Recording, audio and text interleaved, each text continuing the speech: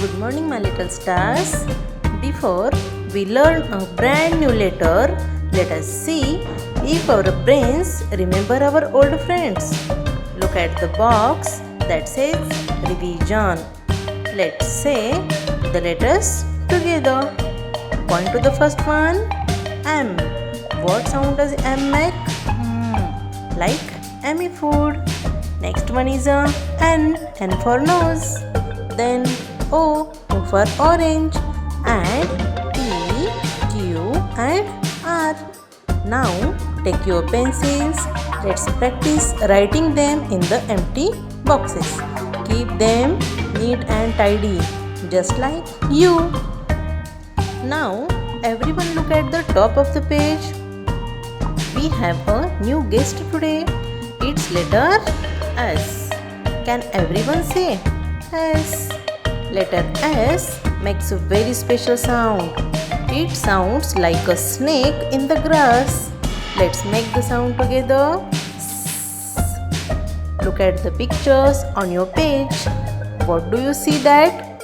Start with S.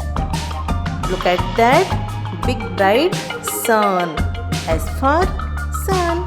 And look at this slow little friend, a snail. S for snail. And what is this? At the bottom, a star. You are all my little stars. Like that. S for school. S for sheep. Strawberry. Salad. Soap. Swing. And salt. There are lots of words which start from letter S. Okay, very nice. Now let's learn how to write the letter S. It's like a little snake.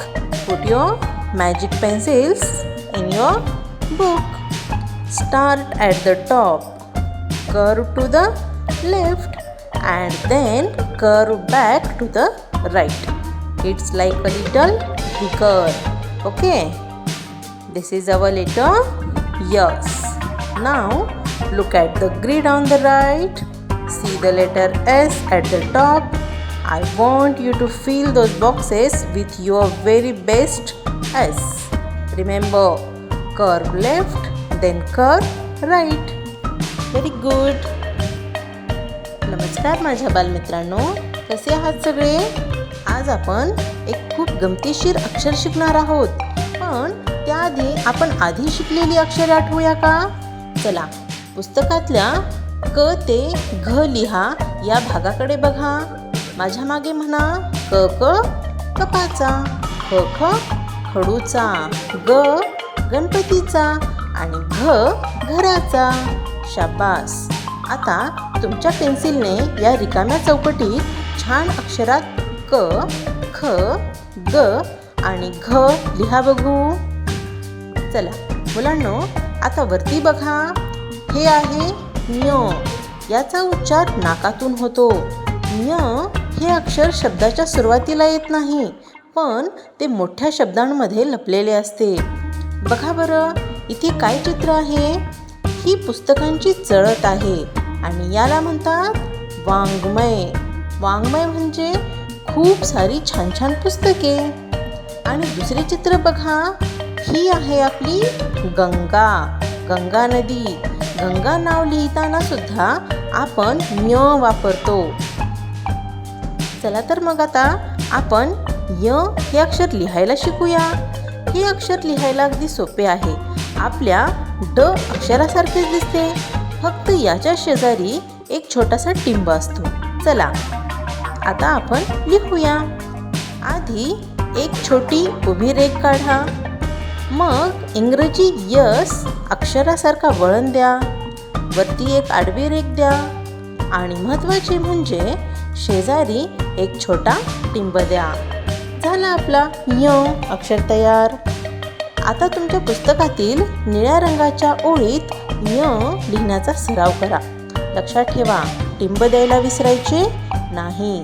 ज्याचे अक्षर सर्वात सुंदर येईल त्याला मी आज एक मोठे star देणार आहे. खूप छान. नमस्कार माझ्या बालमित्रांनो, कसे आहात सगळे? आज आपण एक खूप मजेदार खेळ खेळणार आहोत. आपल्या पुस्तकात काही छान चित्रे आहेत आणि त्यांच्या खाली काही अक्षरे लपली आहेत. आपल्याला त्या चित्राच्या नावाचे पहिले अक्षर शोधायचे आहे आणि त्याला एक गोल घर करून द्यायचे आहे. तयार आहात सगळे? चला, पहिले चित्र बघा. हे गुलाबाचे फूल आहे का? नाही, हे तर कमळ आहे. कमळ म्हणताना पहिला आवाज कोणता येतो? क. चला तर मग खाली दिलेल्या अक्षरांमध्ये क शोधा आणि त्याला गोल करा. दुसरे चित्र बघा. हे काय आहे? हे आहेत रंगीत खडू. ख. खडूचा. कुठे आहे बरं ख? शोधा पाहू आणि त्याला गोल करा. पुढे पहा. बागेत हिरवे हिरवे काय असते? गवत. ग. गवताचा. चला, ग ला गोल करा. आपण सगळे कुठे राहतो? घरात. घ. घराचा. अक्षरांमध्ये घ ओळखा आणि त्याला पटकन गोल करा.